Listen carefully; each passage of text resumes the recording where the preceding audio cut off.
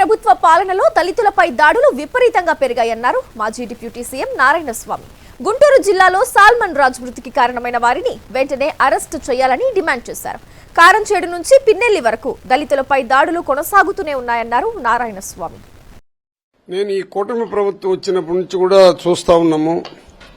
కేవలంగా బడుగు బలహీనాల వర్గాలపైన కేసులు పెడుతుండరే గాని ఏ రకంగా కూడా కేసులు కూడా కౌంటర్ కేసులు పెట్టే ఆలోచన పడింది.